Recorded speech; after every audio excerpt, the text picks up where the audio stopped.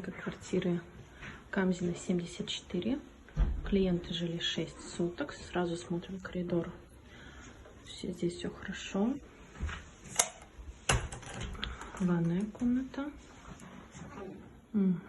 Тоже все хорошо. Туалет. Хорошо.